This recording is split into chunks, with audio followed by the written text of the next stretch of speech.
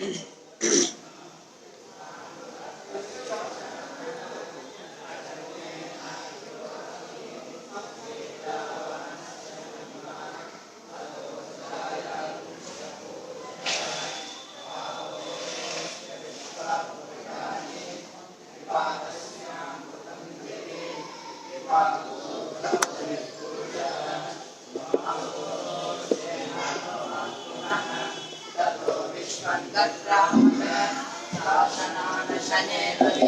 मंगलम जय हर नमः पार्वती पतये शिव हर हर हर महादेव हर। श्रीमद् जगद्गुरु पंचाचार्य महाराज की जय। श्रीमद् जगद्गुरु डॉक्टर चंद्रशेखर शिवाचार्य महाराज की जय। जय मंगलम जय हर नमः पार्वती पतये शिव हर हर हर महादेव हर।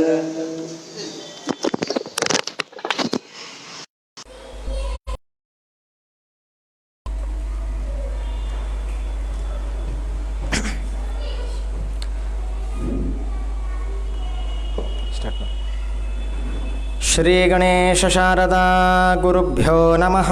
हरः ओम। पंचाननमुखोद्भूतान् पंचाक्षरमनोपमान् पंचसूत्रकृतो वन्दे पंचाचार्यान् जगद्गुरून्। विश्वेशलिङ्गसम्भूतं विश्वविद्याविबोधकं विश्ववन्द्यं सदा वन्दे विश्वाराध्यं जगद्गुरुम्। गुरुर्ब्रह्मा गुरुर्विष्णुः गुरुर्देवो महेश्वरः गुरुः साक्षात् परब्रह्मा तस्मै श्री गुरवे नमः। गुरवे सर्वलोकानां भिषजे भवरोगिणां निधये सर्वविद्यानां दक्षिणामूर्तये नमः। वागर्थाविव सम्पृक्तो वागर्थप्रतिपत्तये जगतः पितरौ वन्दे पार्वती परमेश्वरौ। श्रीगुरुभ्यो नमः। हरः ओम।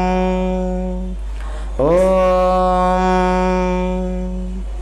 स्वस्ति न इंद्रो वृद्धश्रवाः स्वस्ति नः पूषा विश्ववेदाः स्वस्ति नस्तार्क्ष्यो अरिष्टनेमिः स्वस्ति नो बृहस्पतिर्दधातु। ओम शांति शांति शांति। श्री श्री श्री लिंगैक्य वीरभद्र शिवाचार्य महास्वामी विरचित शिव पंचविंशति लीला शतकम् अथ त्रिपुरदहन लीला। पुत्रास्तारकदानवस्य कमलाक्षस्तानकाक्षाह्वयो विद्युन्माल्यपि पङ्कजासनवराल्लब्ध्वा महासम्पदम्। दुर्जये त्रिपुरे सदा भ्रवलने स्थित्वा चिराद्दुद्धताः सम्पीड्य त्रिदशान् बलेन जगृहुः स्वाराज्यलक्ष्मीमपि। तद्धिंसाकाद्दिशिते सविधि सुरगणे शम्भुमाश्रित्य भक्त्या दत्त्वास्मै पाशुपत्यं प्रणमति गिरिशो वासुकिज्यं हरीशुं। संगृह्णन् मेरुचापं निगमहययुतं ब्रह्मसूतं रविल्गौ चाक्राढ्यं भूषतांगं त्रिपुरविदलना मध्यरोक्षचिकीर्षुः। विष्णो गोरूपतस्तद्वरमिति रथोद्धारिणि द्विट्पुरस्थं पीत्वा सिद्धं रसौघं गततनुधृतेस्तत्पुरस्त्री सती त्वं। भिन्दत्यात्माग्नयाथो निजगणविजिते राक्षसौघै पुराणी त्र्यक्षो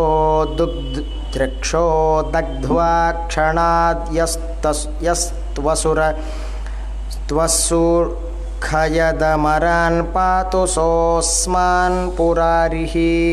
ओम शांति शांति शांति।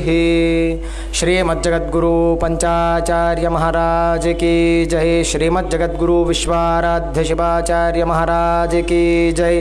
श्रीमज्जगद्गुरु विश्वेश्वर शिवाचार्य महाराज की जय। श्रीमज्जगद्गुरु डॉक्टर चंद्रशेखर शिवाचार्य महाराज की जय। जय मंगलम जय हर नमः पार्वती पतये शिव हर हर महादेव हर।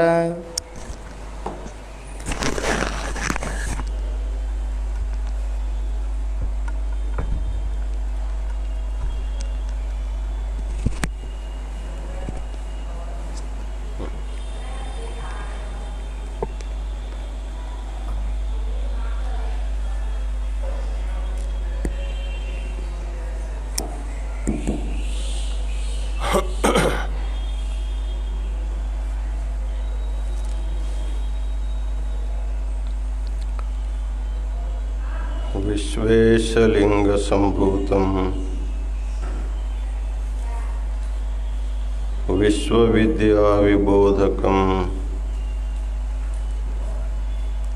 विश्ववंद्यम सदा वंदे विश्वाराध्यम जगद्गुरुम।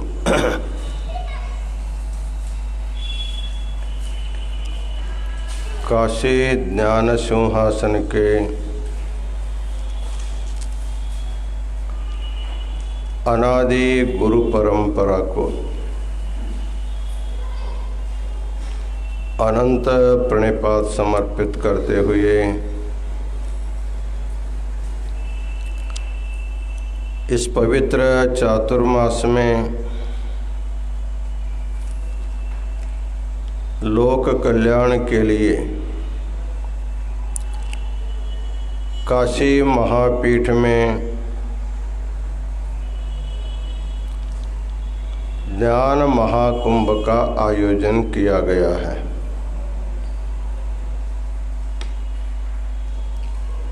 इस महाकुंभ में हमारे विविध प्रांतीय शिवाचार्य गण विविध भाषाओं में विविध विषयों पर अपना अमूल्य धर्म संदेश प्रदान कर रहे हैं। उसमें आज हिंगोली जिला के कड़मनूरी तोटलिंग स्वामी संस्थान मठ के शटस्थल ब्रह्म महादेव शिवाचार्य महाराज बंध और मोक्ष के विषय पर मराठी भाषा में अपना अमूल्य धर्म संदेश प्रदान किया है।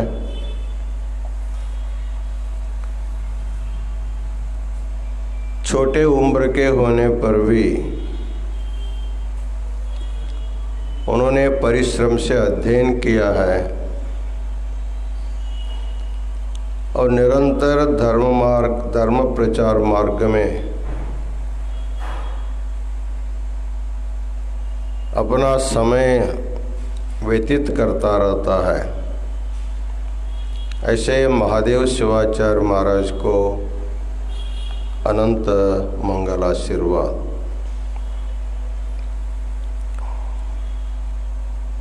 संपूर्ण चातुर्मास का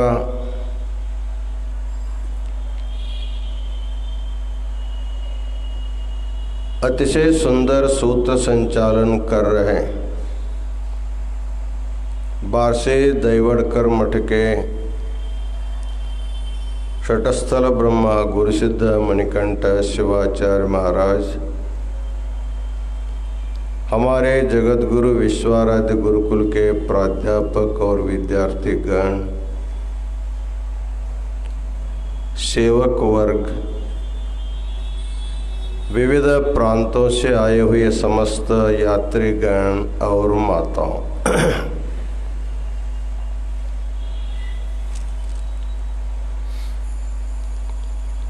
जगतगुरु वीरभद्र शिवाचार्य महाराज जी के द्वारा विरचित शिव पंचविंशति लीला शतकम के बारे में प्रतिदिन एक एक लीला के बारे में हम लोग चिंतन करते जा रहे हैं।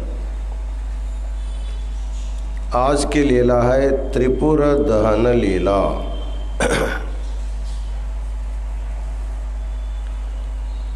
बहुत ही सुंदर प्रसंग है। कल आप लोगों ने सुना स्कंद अर्थात कार्तिकेय तारकासुर का संहार किया। उसी तारकासुर के 3 पुत्र थे, तारकाक्ष, कमलाक्ष और विद्युन्माली। ये 3 उनके नाम थे।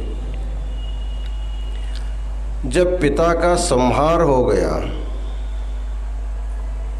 तो तीनों भाई घबरा गए। हमारे पिता इतना कठोर तपश्चर्या करके एक असाध्य वर मांगा था, जो संभव होना सहसा शक्य नहीं था, फिर भी संभव हो गया। शिव का जो पुत्र इतने छोटे बालक होने पर भी हमारे पिताजी को परास्त करके उनको नष्ट कर दिया, और हमारी क्या होगी स्थिति? हम उनके संतान हैं, कोई भी आकर के हमको भी नष्ट कर सकता है। तो हम लोग भी घोर तपश्चर्या करनी चाहिए। ऐसे तीनों भाई लोग बैठ करके अलग अलग जगह बैठ करके घोर तपश्चर्या करते हैं। पिता से भी घोर तपश्चर्या करते हैं। जब उनके तपश्चर्या से ब्रह्मा जब प्रसन्न होता है, आ करके पूछता है, वरम ब्रूहि, तुमको क्या वर चाहिए, मांगो। जैसे सभी लोग राक्षस मांगते वैसे ये भी मांगने लगे, हमको अजर और अमर करो, हमारी मृत्यु कभी नहीं होनी चाहिए, हम लोग सदा सदा रहना चाहते हैं। संसार के सभी लोग मर जाए लेकिन हमको मरण नहीं आना चाहिए, हम सदा सदा रहना चाहते हैं। तो ब्रह्मा जी ने कहा, ये तो असंभव है, प्रकृति के नियम के विरुद्ध होता है, इसलिए इसे नहीं दिया जा सकता। तुम अपनी सुरक्षा दृष्टि से जो मांगना तुम मांग सकते हो। उस समय तीनों ने विचार किए कैसे मांगना। हमारे राक्षस कुल में जो जो मांगे सभी मर गए, लेकिन हम कैसे मांगना चाहिए। तब तीनों ने विचार किया, ब्रह्मा जी, हम तीनों को 3 नगर को निर्माण करो, 3 पुर को निर्माण करो। एक सोने का होना चाहिए, एक चांदी का होना चाहिए, एक लोहे का। 3 पुर का निर्माण करो। तीनों पुरों में सुंदर सुंदर देवालय का निर्माण करो, भगवान शिव की हम लोग पूजा करने के लिए। और स्वर्ग में, वैकुंठ में, कैलाश में जो सुख सुविधा है, वो सारी सुख सुविधा हमको अपने अपने शहर में मिलना चाहिए। हमको वैकुंठ, कैलाश, ब्रह्मलोक जाने की इच्छा ही नहीं हो, ऐसे सुंदर व्यवस्था हमारे पुरों में होना चाहिए। और ये तीनों पुर आकाश में हमें ऐसा जैसे अंतरिक्ष में उपग्रह घूमते आजकल, वैसे उस समय भी उपग्रह उन लोगों ने निर्माण किया था। आकाश में हमेशा घूमते रहना, लेकिन किसी को भी दृष्टिगोचर नहीं होना चाहिए। आकाश में जैसे बादल होते, बादल में छिप छिप करके हम रहे, हमको कोई न देख सके, हमारे पुरों को किसी को दृष्टिगोचर नहीं होना चाहिए। ऐसे घूमने वाले हमारे तीनों पुर 1000 साल के बाद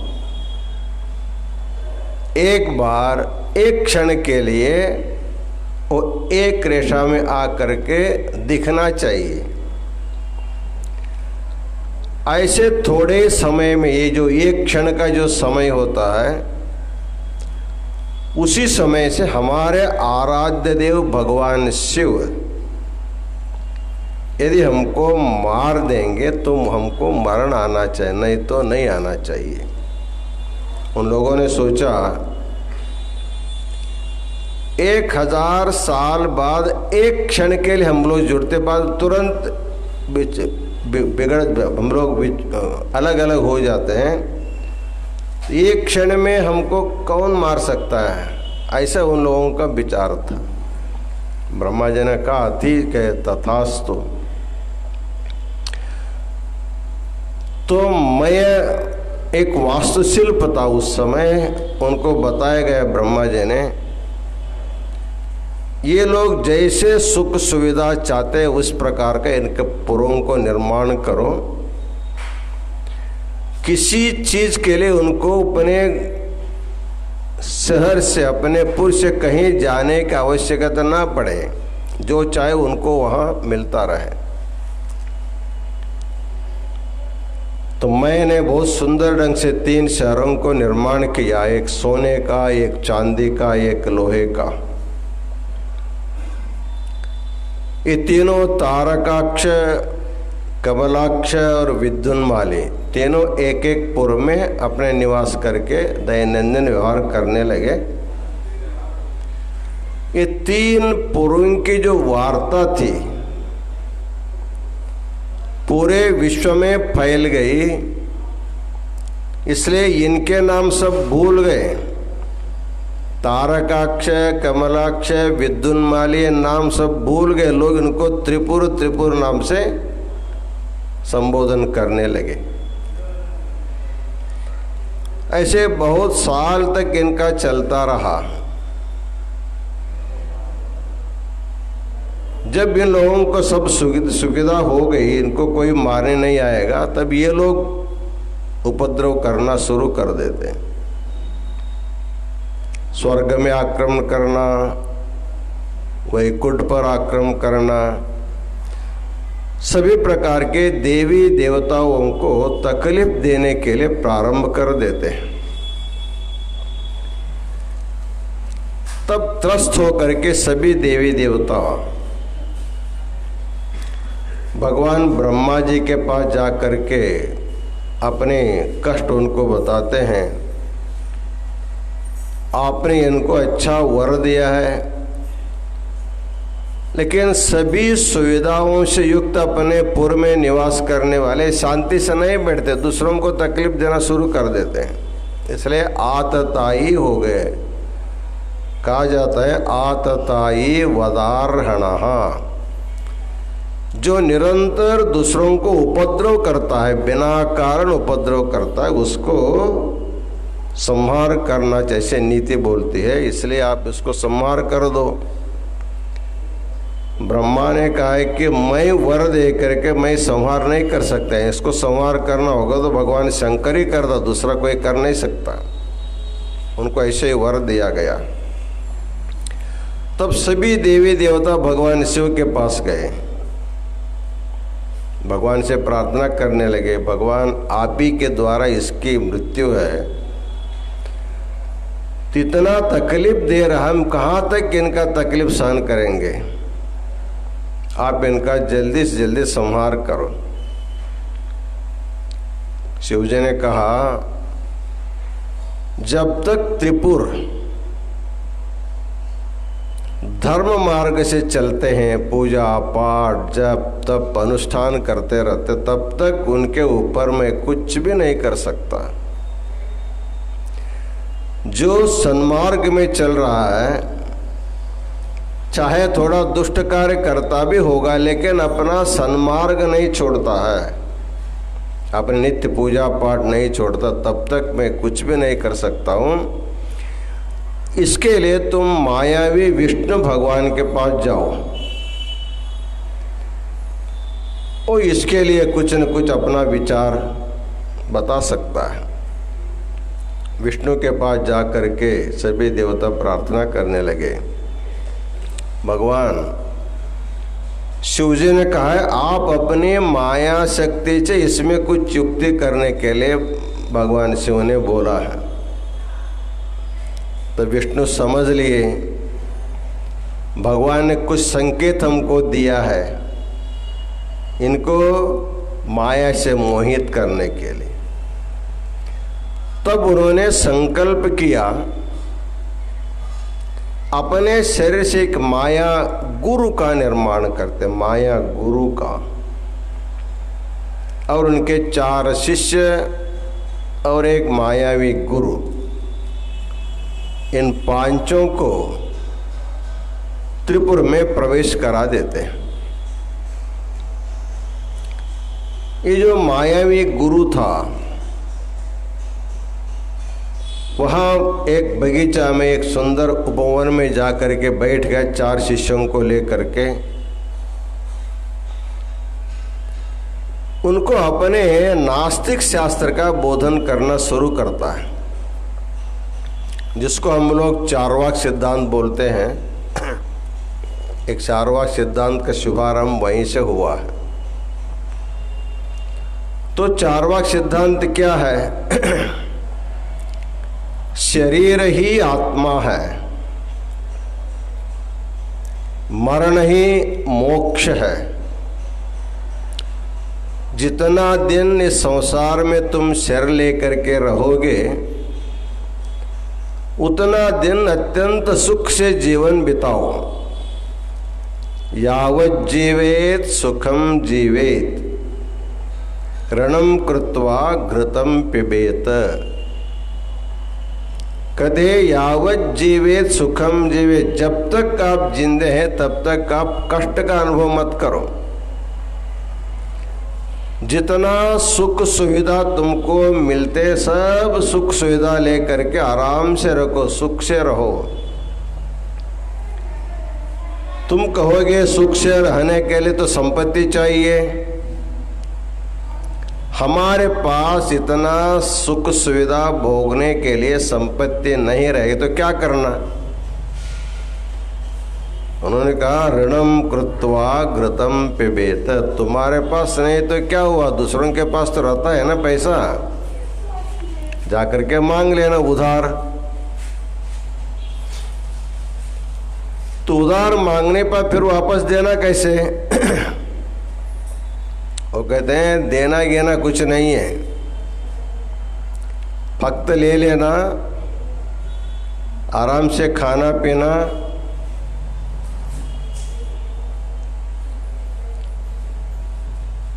जैसे लेने वाला मरता है वैसे देने वाला भी एक दिन मर जाता है। मरने के बाद वो भी मुक्त हो जाता है, तुम भी मुक्त हो जाते हो। फिर देन लेन के व्यवहार कोई चिंता नहीं, ऋण संबंध कुछ भी नहीं है। ये सब झूठ की बात है। इसलिए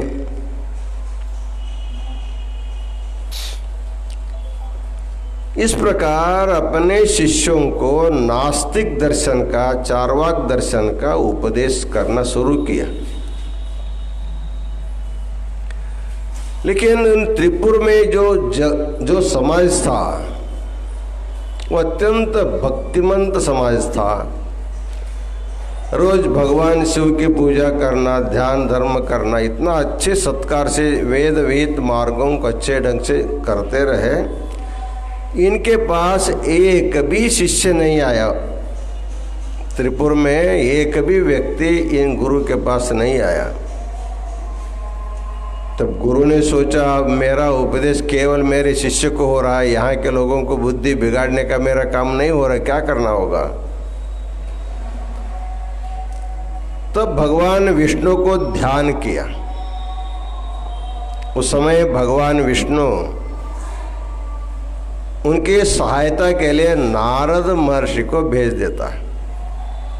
अरे तुम जाओ, उनका शिष्य बन जाओ। पहले नारद आकर के उनका शिष्य हो जाता है और उसके बाद वो त्रिपुर में घूम घूम करके प्रचार करना शुरू करता है। अरे आपके पुर में एक अच्छा गुरु आया है, ऐसा गुरु कभी न हुआ था न भविष्य में होगा।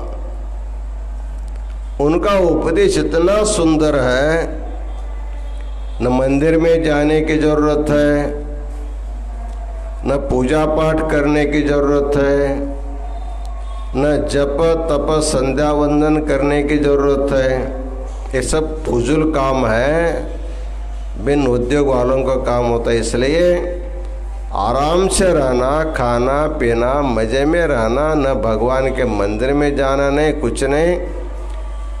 ऐसे बहुत सुंदर ढंग से सुलभ रीति से उपदेश देने वाले गुरु हमारे पुर में आए। आप लोग चलो करके ये तारकाक्ष, कमलाक्ष, विद्युन्माले जो 3 असुर थे उनको ला करके उनका शिष्य कर देता। तो नारद के मायावी बोल में तीनों फंस जाते हैं। बहुत तपश्चर्या कर करके वो भी थक गए थे। उनको लगने लगा ये जो नारद कर रहे तो अच्छी बात है, इतना करके क्या करना है। जब मरने से मुक्ति मिल जाती है सहज रूप से, उस मुक्ति पाने के लिए इतना व्रत आचरण करने की क्या जरूरत है। तब तीनों त्रिपुर जब गुरु से दीक्षा लेकर के सब आचार विचार से भ्रष्ट हो गए, यथा राजा तथा प्रजा, जैसे राजा वैसी प्रजा,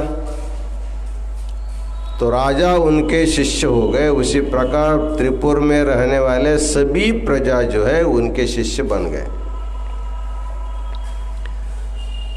पूरा त्रिपुर में रहने वाले सभी लोग, राजा से लेकर के सारी प्रजा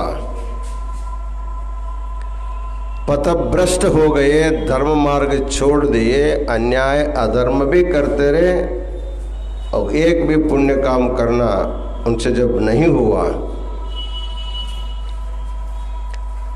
तब इनके पदभ्रष्ट स्थिति को जान करके सभी देवी देवता पुनः भगवान शिव के पास जाकर के प्रार्थना करते हैं। भगवान शिव, आप जो बोले थे जब तक मेरी भक्ति करते हैं तब तक मैं इसके ऊपर कुछ भी शस्त्रास्त्र नहीं चला सकता हूँ, लेकिन आपके पूजा छोड़ करके कई साल बीत गए, हजारों साल बीत गए, सभी मंदिर बंद हो गया, एक मंदिर में पूजा नहीं, पाठ नहीं, घंटा नाद नहीं, जागटी का नाद नहीं होता है, केवल लोग उठते हैं, खाते हैं, सोते हैं, ऐसे अपना ऐसे आराम से रहने लगे। इसलिए सभी लोग धर्म भ्रष्ट हो गए। अब इसको संहार करने का समय आपके पास आ गया।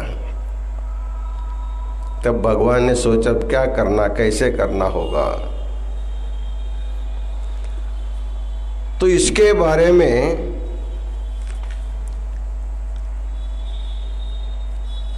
पुष्पदंत ने बहुत सुंदर ढंग से एक श्लोक में उस लीला का वर्णन करते हैं। भगवान ने कैसे उनको संहार करने का अपना स्वरूप रचा। रथक्षोणीयंता शतद्रुतिरगेन्द्रो धनुरथो रथांगे चंद्रार्कौ रथचरणपाणिशरयिति दिदक्षोस्ते कोयम त्रिपुरतृणमाडंबर विधिः विधेयै क्रीडन्त्यो न खलु परतंत्रा प्रबुधियः। भगवान ने त्रिपुरों को संहार करने के लिए उनको एक रथ चाहिए था, उसको एक धनुष चाहिए था, एक बाण चाहिए, तो उन्होंने कैसा रचना किया बोलते हैं रथक्षोणी। इस सारे पृथ्वी को उन्होंने रथ बनाया। त्रिपुरों को संहार करने के लिए पूरी पृथ्वी को रथ बनाया, रथक्षोणी। यंता शतध्रुति, यंता का मतलब उस रथ को चालन करने के लिए सारथी जो होगा वो शतध्रुति ही। शतम ध्रुति ही धैर्यम यस्य सहा शतध्रुति ही। अर्थात संसार में रहने वाले जितने जीव जंतु है या मनुष्य ज्ञानी है, उनसे 100 गुना ज्ञान रखने वाला जो ब्रह्मा जी जो था, उस ब्रह्मा जी को उस रथ का चालक बनाया था, रथी बनाया, सारथी बनाया। अगजेंद्रो धनु, अग का अर्थ होता है पर्वत, न गच्छति त्यगः।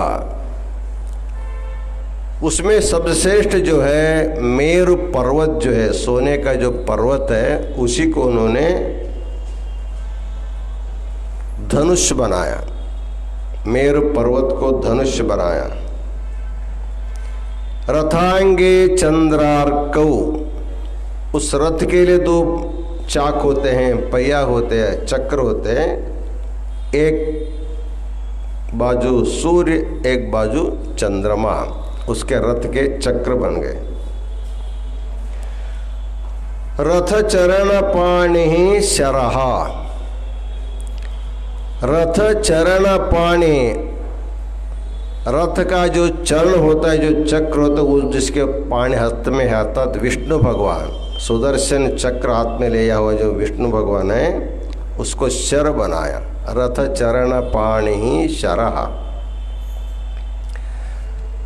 दिदक्षोस्ते कोयम त्रिपुर तृण माडंबर विधि। तो ये पुष्पदंत कहता है भगवान त्रिपुरासुरों को संहार करने के लिए इतने सामग्री की क्या जरूरत थी आपको?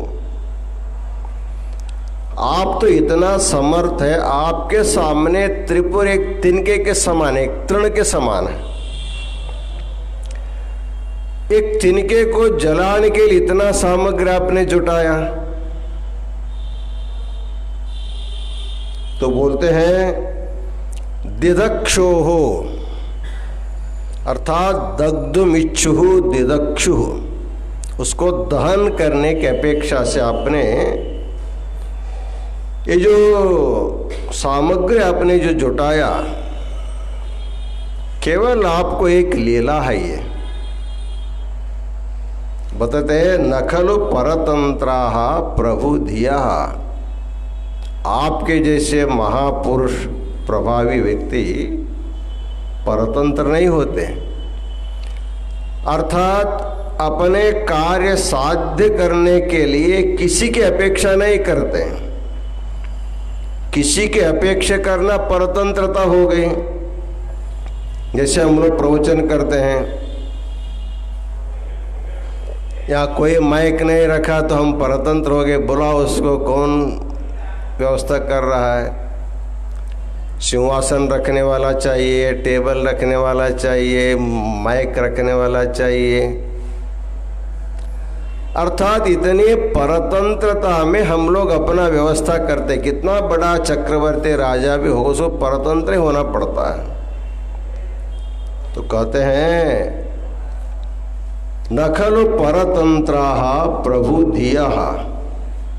आप तो परतंत्र नहीं है, लेकिन परतंत्र के जैसे आपने पृथ्वी की सहायता लिया, सूर्य चंद्रमा को लिया, मेरु पर्वत को लिया, विष्णु को लिया, अग्नि को लिया, इतना सारी सामग्री ले करके आप उसको मारने चले हैं, तो केवल आपकी एक लीला है। ऐसे उन्होंने सुंदर वर्णन किया है। उसी प्रकार ये सारे सामग्री ले करके भगवान शिव जो है वो त्रिपुर को जोड़ने का समय देखते बैठा। 1000 साल के बाद मिलते थे। 1000 साल तक सभी पुराणों में कहा गया है, 1000 साल तक भगवान शिव को निर्निमेष दृष्टि से त्रिपुरों को जुड़ते समय देखने के बैठ गया। रास्ता देखते कब आएगा कब, क्योंकि एक एक क्षण में जुड़ेंगे फिर बिछड़ जाएंगे, उसके बाद कुछ नहीं, कस फिर 1000 साल तक बैठना पड़ता है। इसलिए भगवान शिव ने पहले से 1000 साल तक उसको जब देखते बैठा, निर्निमेष दृष्टि से जब देखते बैठा,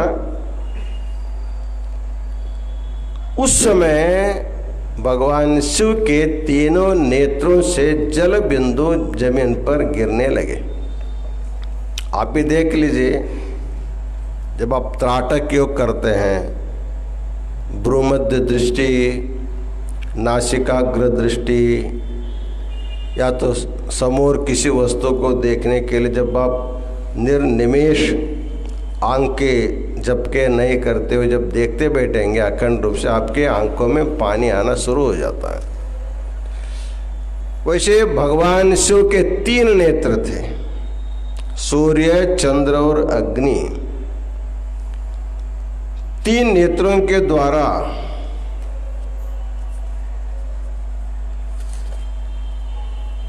तो जल बिंदु भूमि पर गिरने लगे। उस समय लोक कल्याण के काम हुआ। वैसे तो भगवान एक एक क्षण में निर्निमेष दृष्टि न रख करके मार सकते थे, फिर भी उन्होंने दृष्टि साधना करने के लिए साधक को क्या करना चाहिए इसको सिखाने के लिए वो भी बैठ करके जब निर्निमेष दृष्टि से देखने लगता, उनके तीनों नेत्रों से जल बिंदु जमीन पर गिरते हैं। वही रुद्राक्ष का वृक्ष बन जाता है। रुद्र नेत्र समुत्पन्ना रुद्राक्षा लोक पावना। त्रिपुरासुर संहार तो ठीक है, लेकिन त्रिपुरासुर संहार करने से इस संसार को क्या लाभ हो गया? इस संसार को अत्यमूल्य रुद्राक्ष, अत्यंत श्रेष्ठ आभूषण, भगवान शिव का आभूषण, उसको केवल आभूषण नहीं कहा जाता, साक्षात भगवान की दृष्टि है। रुद्र नेत्र समुत्पन्ना रुद्राक्षा लोक पावना। तो कहा जाता है रुद्राक्ष जो है भगवान के 3 नेत्र हैं, उसमें सूर्य नेत्र से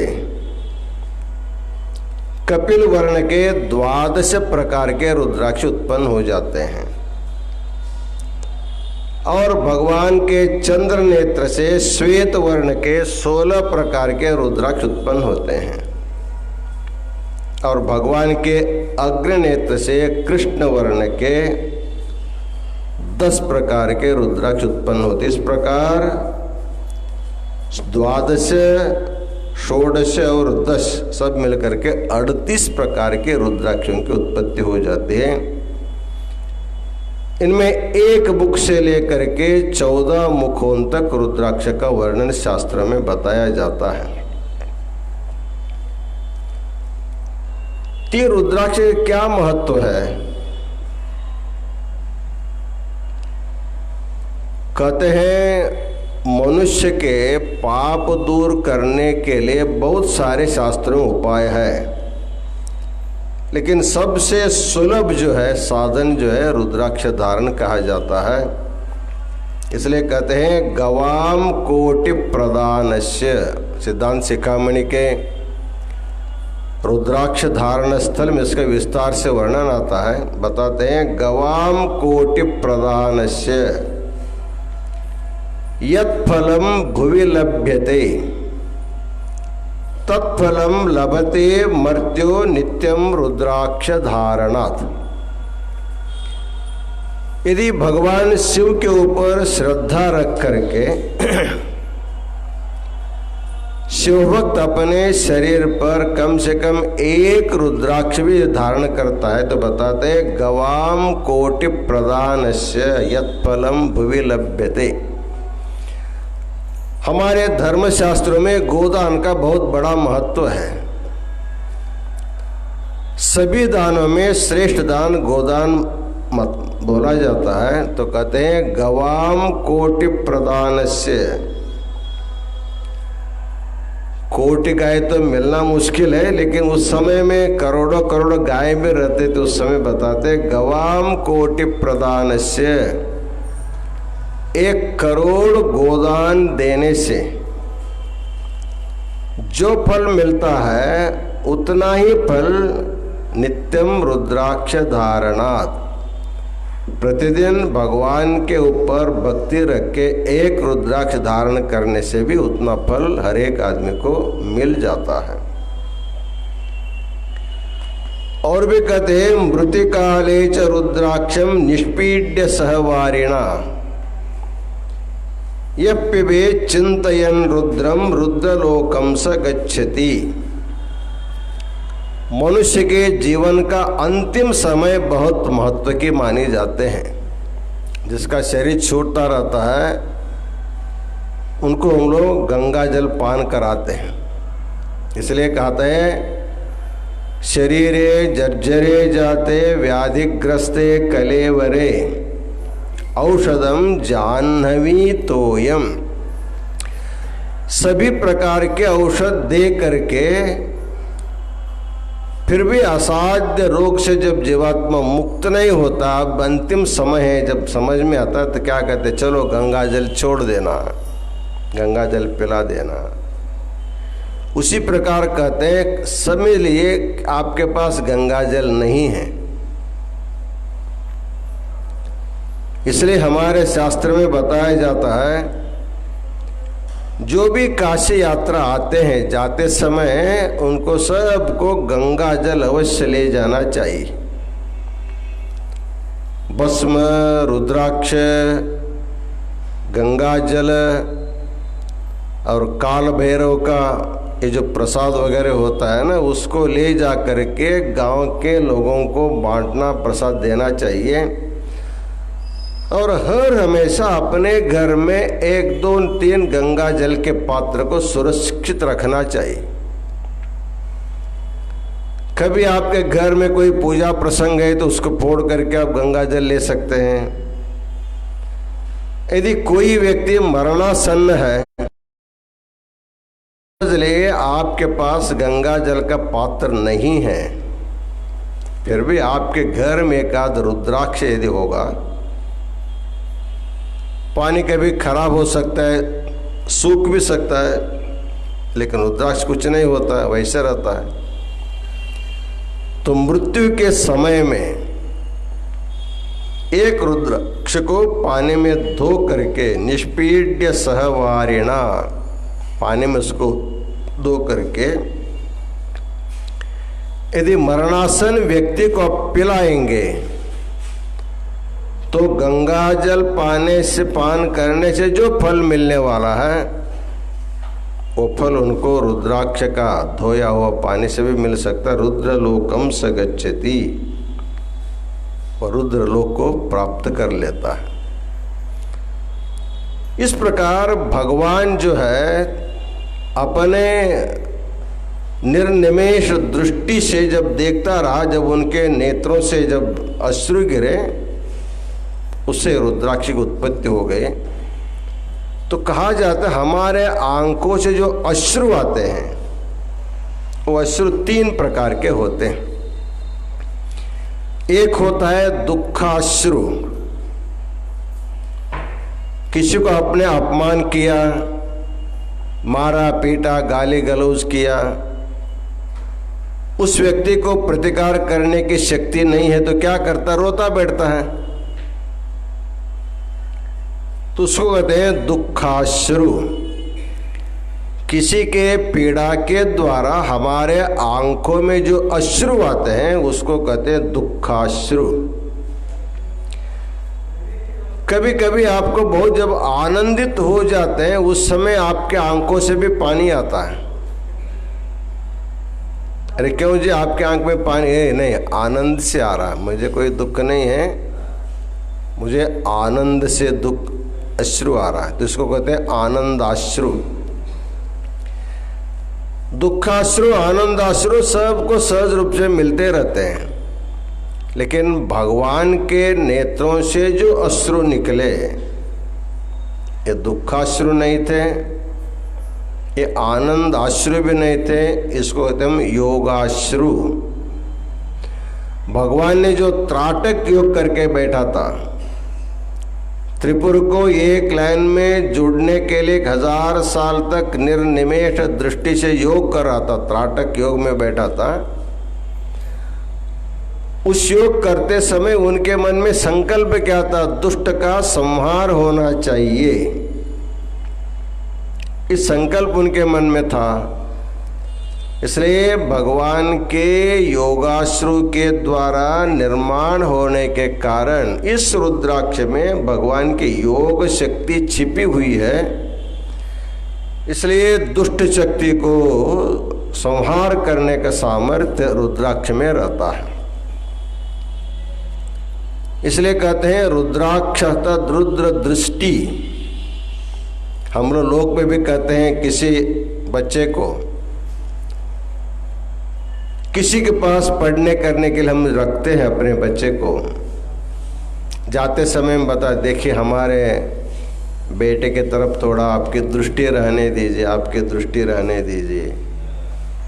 अर्थात आपकी दृष्टि रहेगी तो मेरा बच्चा सुरक्षित रहेगा, उसका अर्थ होता है।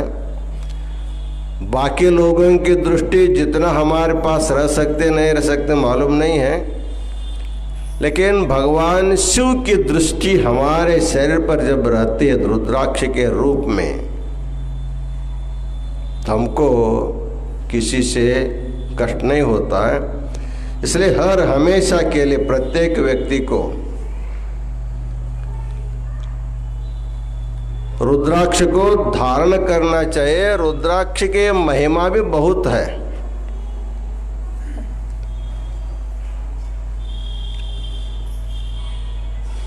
स्कंद पुराण में इस रुद्राक्ष की महिमा बताने की सुंदर कथा है। एक भूचक्र नामक एक गांव था। उस समय उसमें प्रदीप नामक एक बहुत बड़ा शिवभक्त रहता था।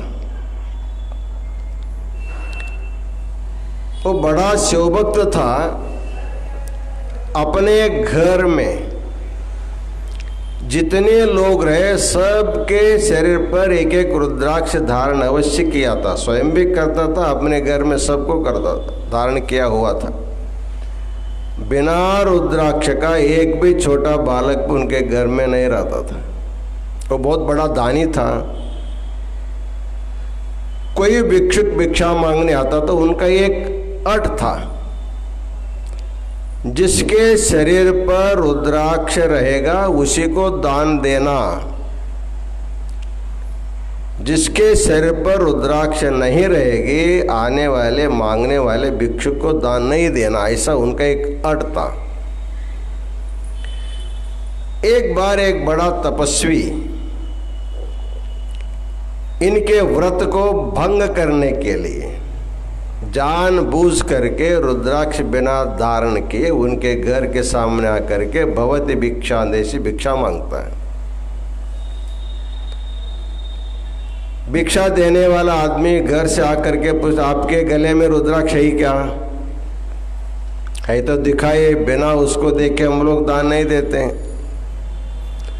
उन्होंने कहा उससे क्या होता है, मैं बड़ा तपस्वी हूँ, मैं सन्यासी हूँ, मैं रुद्राक्ष धारण नहीं करता, मुझे आप दान दे दीजिए।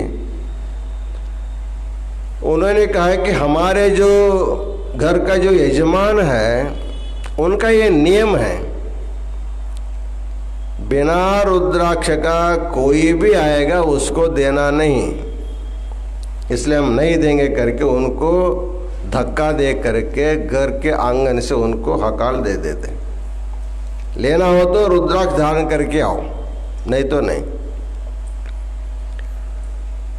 तो उस गांव के जो मुखिया था उसके पास ये सन्यासी गया, जा करके तकरार करता है, देखिए हम भिक्षा मांगने गए तो भिक्षा देना चाहिए, नहीं तो नहीं बोलना चाहिए। धक्का दे करके मुझे क्यों आंगन से हटाया, हमको थोड़ा मारा पीटा, इसलिए इसके लिए आप न्याय निर्णय कर दीजिए। तब वो मुखिया आया, वो मुख्य घर के जो मुखिया तो उनको बुलाया, अरे आप दान देना हो तो देना, नहीं तो नहीं करना, इसका ऐसे धक्का मुक्का क्यों करते हैं। उन्होंने कहा कि ये तो अपने को सन्यासी बोल रहा है ना, ये सन्यासी नहीं है। बोलते हैं न सन्यासो भवेद राजन विना रुद्राक्ष धारणम, बिना रुद्राक्ष धारण किए कोई सन्यासी भी नहीं हो सकता है। ये तो बोलता है मैं सन्यासी हूँ, तो इसके गले में रुद्राक्ष नहीं तो सन्यासी कैसे होता है, इसलिए इसको हमने अकल बाहर कर दिया। उस समय वो सन्यासी सामान्य नहीं था, तपस्वी था, उनके बाद तपोबल था। सबको देखते देखते वो अंतर्धान हो गया। एक 5 मिनट के अंदर फिर आकर के प्रत्यक्ष हुआ। जब आया उसके हाथ में कल्प वृक्ष का एक पुष्प उनके हाथ में था, कल्प वृक्ष का पुष्प लाया था। उन्होंने बोला देखो मेरे पास शक्ति नहीं से तुम बोलते हो ना, मैं 5 मिनट के अंदर स्वर्ग गया, वहाँ नंदनवन के में रहने वाले कल्प वृक्ष के मैं पुष्प लेकर के आया हूँ। ये तो मेरी तपश्चर्या का प्रभाव। तुम अपने रुद्राक्ष का महत्व तो दिखाओ, तुम क्या करते हो। उस समय उनके घर में एक बिल्ली थी, बिल्ली के गले में भी रुद्राक्ष माला थी। उन्होंने उस बिल्ली को लाया बाहर और अपने हाथ में ले करके ऐसे आकाश में उछाल दिया, जाओ तुम भी स्वर्ग जाओ। जा करके एक कल्प वृक्ष का पुष्प लाए, तुम कल्प वृक्ष के एक शाखा को लेते आओ। जैसे बिल्ली को ऊपर फेंका तब तक एक पुष्पक विमान आया, वो विमान पर बैठ गया बिल्ली और स्वर्ग में गया। इसके गले में रुद्राक्ष माला देख करके जो इंद्र था, देवेंद्र स्वर्ग का अधिपति, वो उठ करके भाग के आए, इसको स्वागत किया। स्वागत करके अपने ऐरावत पर बैठाया, उसको अपने गले के सुवर्ण आभूषण से गले में डाल दिया, उसको नमस्कार करके अपने इंद्रासन पर बिठाया। बोला आप क्यों आए हैं। उन्होंने बोला हमको एक कल्प वृक्ष की एक शाखा चाहिए, आपको जाने की जरूरत नहीं करके एक देवता से ला करके उनके हाथ में दिया। तो इंद्र की जो पत्नी थी शची देवी, उन्होंने बोला देवराज आपको बुद्धि है कि नहीं है, ये तो सामान्य बिल्ली है, मार्जार है।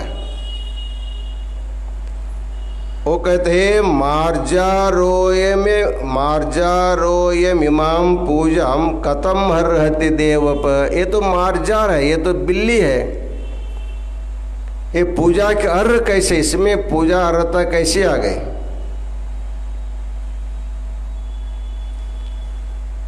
बिभर्तयम वरम पुण्यम रुद्राक्षम रुद्रभूषणम। वो बोलता है ये रुद्रभूषणम, भगवान रुद्र का जो आभूषण है उसको ये धारण किया हुआ है, इसलिए पूज्य है। बिल्ली करके नहीं, बिल्ली पूज्य क्यों हो गया? कि पूज्य वस्तु उसके गले में है। भगवान रुद्र का आभूषण से गले में से साक्षात रुद्र ही है। जो शास्त्रों में कहा जाता है, जिसके कपाल पर भस्म रहता है, जिसके कंठ पर रुद्राक्ष होती है, जिसके गले में इष्टलिंग होता है, वो साक्षात शिव ही माना जाता है। लिंगधारी सदा शिव। जैसे लिंग धारण करने से साक्षात शिव होता है, वैसे शिवलांछन धारने वाला भी साक्षात शिवरूप होते। इसलिए साक्षात रुद्र ही है करके मैंने पूजा किया हूँ। तब शची देवी उसको अपने गोद में बिठा करके अमृत पिला करके उसके ऊपर बहुत प्यार करके उसको फिर विमान से वापस भेज देती है। आने के बाद उसके हाथ में कल्प वृक्ष की जो शाखा थी उसको देख करके सन्यासी ने सोचा, इनको कैसे मिल गया? तो गृहस्थ ने बोला, बिल्ली आपके बीती बात के उनको बताओ क्या क्या हुआ। तो सारे बात उनको बताया। तब लोगों के मन में आया, वस्तु कौन है, व्यक्ति के इसका कोई महत्व नहीं है। व्यक्ति सामान्य से सामान्य भी हो सकता है, लेकिन उसके गले में भगवान शिव की जो रुद्र दृष्टि है, रुद्राक्ष है, यदि उसके गले में रहेगा, वो साक्षात रुद्र स्वरूपी होता है। नंद्याल की कथा बहुत प्रसिद्ध है। श्रीशैल में जाते समय एक नंदीग्राम, नंद्याल एक गांव है। उस गांव में महानंदा नामक एक वेश्या रहते थे। महानंदा, वो वेश्यावृत्ति करने पर भी बहुत बड़ी शिवभक्त थी। वो भगवान शिव की इतनी पूजा करते थे, अपने घर में रहने वाले सबको भस्म रुद्राक्ष धारण करते थे। अपने घर में उन्होंने एक बंदर को पाला था, एक बंदर और एक मुर्गा। एक बंदर एक मुर्गा, उनको पालन किया था। दोनों के गले में रुद्राक्ष धारण किए थे। उसको भस्म भी लगाते रहे। पशु पक्षी भी मनुष्य जैसे सिखाएंगे वैसे सीखते हैं। अभी आप लोग माध्यमों में देखते हैं, एक आदमी आसन करता है, उसको देख करके कुत्ता भी आसन करता है, बिल्ली भी आसन करता है, बंदर भी आसन करते, देखते हैं आप लोग। उसी प्रकार जब वो महानंदा वेश्या शाम को भगवान के भजन करते थे, वो भी बैठ करके अपना ताल बजा करके भजन करते थे, नाचते रहे। एक बार उसके घर में आग लग जाती है। आग लगने के बाद पूरा घर जल जाता है और दोनों बंदर और मुर्गा भी दोनों जल के मर जाते हैं। इधर कश्मीर में उनका जन्म होता है। एक राजा का पुत्र होता है, एक मंत्री का पुत्र के रूप में दोनों का जन्म होता है। लेकिन राजकुल में जन्म होने पर भी, ऐश्वर्यवान व्यक्ति के घर में जन्म होने पर भी वो दोनों बच्चे स्वर्ण के आभूषण पर उनका प्रेम नहीं रहता था, अच्छा कपड़ा नहीं पहनते थे, हमेशा भस्म लगाना, रुद्राक्ष धारण करना, भस्म लगाना, रुद्राक्ष धारण करना, जप करना, यही करते रहे। तो राजा और मंत्री को आश्चर्य हुआ, हमारे राज घराने में जन्म होने पर इन लोगों को, हमारे घर में कोई पूजा करने वाले नहीं, कोई भगवत भजन करने वाला नहीं, इस परिस्थिति में जन्म हुए दोनों बच्चे ऐसे कैसे करते हैं? तब अच्छे ज्योतिषी को बुला करके पूछा गया। उन्होंने बोला, ये पिछले जन्म में एक वेश्या के घर में रहे, फिर भी शिव लांछन से लांछित रहे। जब इनकी मृत्यु हो गई उस समय इनके शरीर पर शिवलांछन होने के कारण पुनर्जन्म होने के बाद उसी जन्मांतरीय संस्कार के द्वारा इस प्रकार उनके अनुरक्ति प्रीति होती है।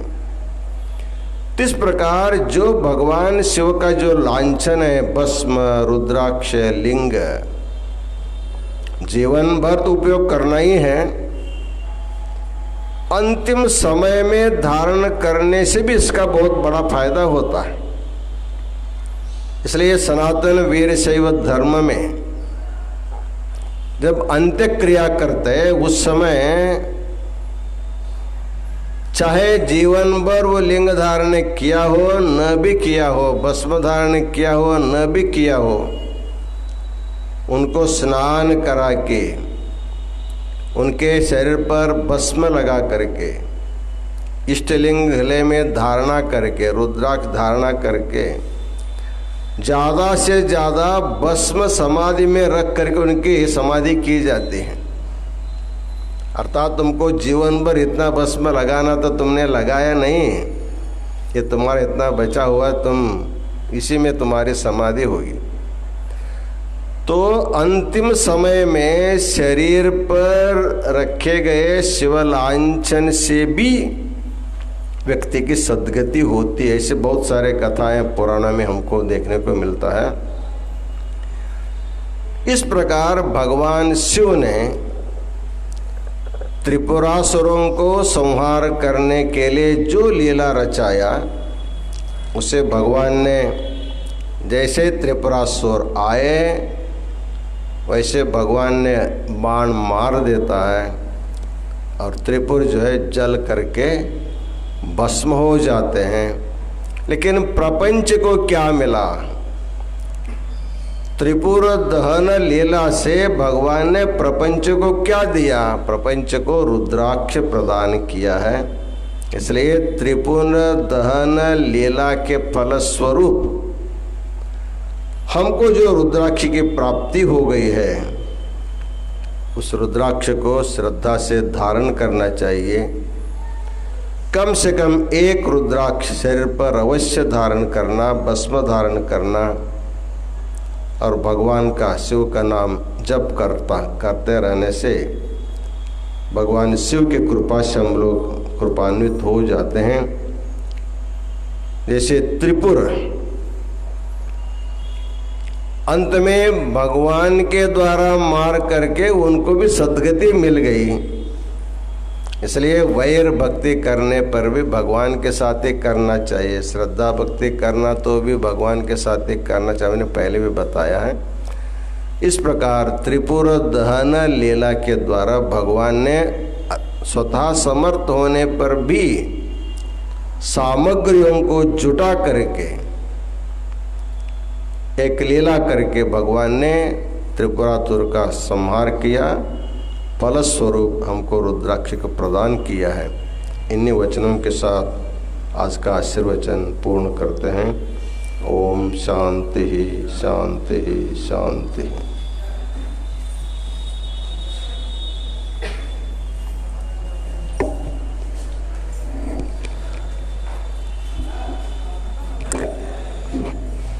जय मंगलम जय हर नमः पार्वती पतये शिव हर हर हर महादेव हर। श्री विश्वाराध्याय मंगलम शिव विश्व एकपालाय मंगलम। श्री विश्वाराध्याय मंगलम शिव विश्व एकपालाय मंगलम। विश्वेशजाताय विश्वाधिपेजाय श्री विश्ववन्द्याय मंगलम शिव विश्व एकपालाय मंगलम। चरवृन्दवन्द्याय मंगलम वरचरणे ते बोधाय मंगलम। गुरुरूपधाराय गुरुराजिराजाय परिभूतदेहाय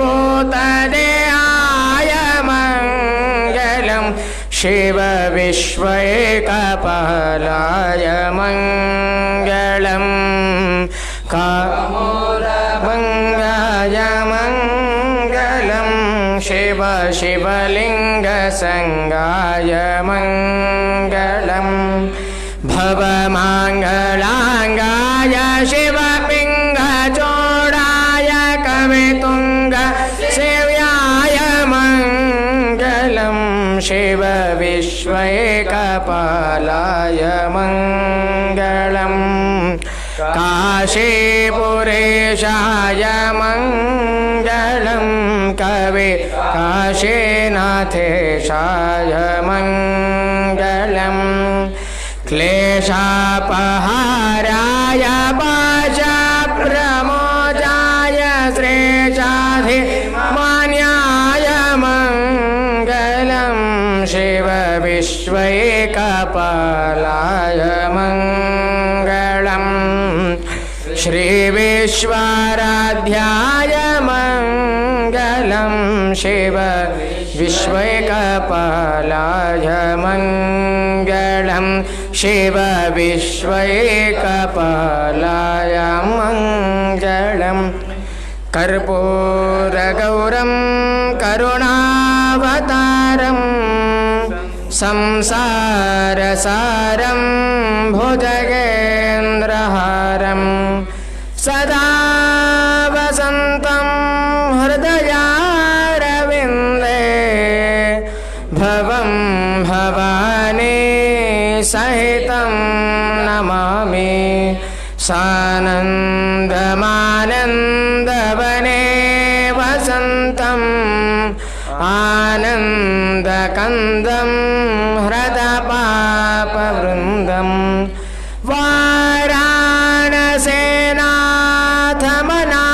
वाराणसेनाथमनाथनाथं श्रीविश्वनाथं शरणं प्रपद्ये श्रीविश्वनाथं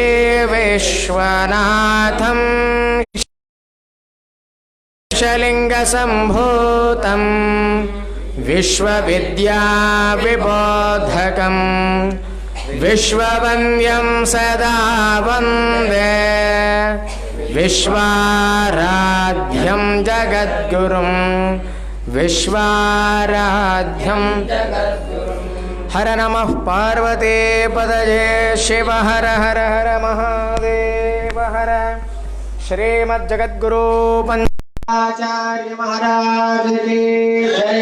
काशी विशालाक्षी अन्नपूर्णा समेत विश्वनाथ भगवान की जगद्गुरु विश्वाराध्य शिवाचार्य महाराज की जगद्गुरु विश्वेश्वर शिवाचार्य महाराज की जगद्गुरु डॉक्टर चंद्रशेखर शिवाचार्य महाराज की समस्त साधु संत महाराजों की मानव धर्म के मानव धर्म के धर्मविंदले विश्व के शांति धर्मविंदले विश्व के शांति वंदे स्वाराज्यं वंदे जय मंगलम जय हर नमः पार्वती पतये शिव हर हर महादेव।